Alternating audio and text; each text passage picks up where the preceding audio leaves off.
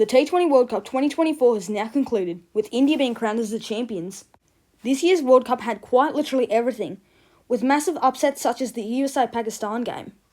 As you already know, a lot of the group stage games were played in America, and a hot topic of discussion was the pitch, which was extremely conducive to fast bowling. I've already done an entire video covering this topic, and the link is in the description, so go check that out.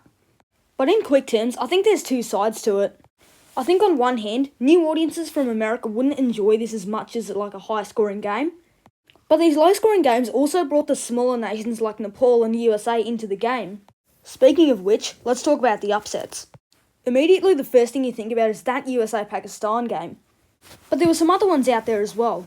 Notably Ireland and Canada, where Canada managed to defeat Ireland for the first time in T20s, but even Nepal almost beat South Africa. But whilst Nepal didn't get the result they wanted, I think what was most satisfying to see was the amount of passion that the Nepalese have for cricket.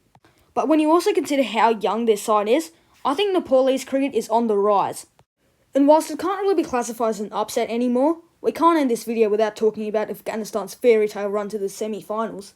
I thought one of the most impressive things from Afghanistan this World Cup was how well set their game plan was.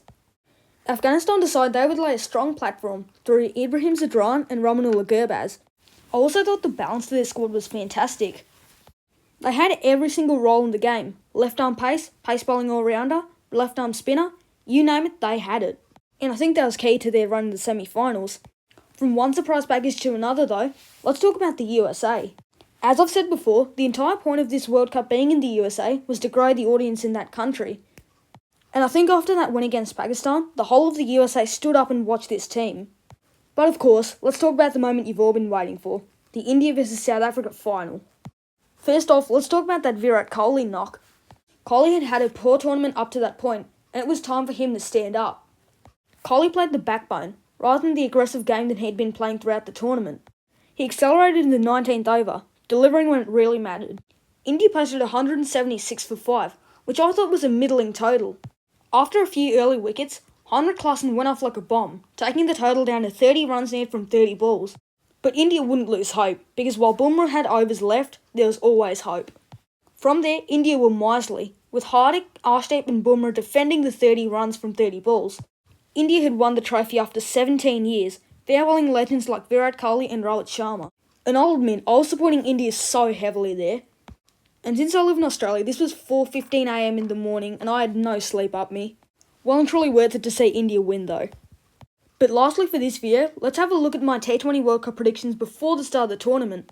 Out of my predictions for who would make the Super 8s, I got 3 wrong, because I predicted Pakistan, which didn't end well, New Zealand and Sri Lanka to make the Super 8s, which all of them didn't happen. I got 2 predictions right, with India and England qualifying for the semi-finals. However, I said that England would win the T20 World Cup, which didn't end well. Possibly my worst prediction though was that Yashasvi Jaiswal would be the leading run scorer, where he didn't even play a game. However, when we got to the Super 8 stage, I predicted 8 games out of 11, including the Australia-Afghanistan upset. But that's it for today's video, and the World Cup.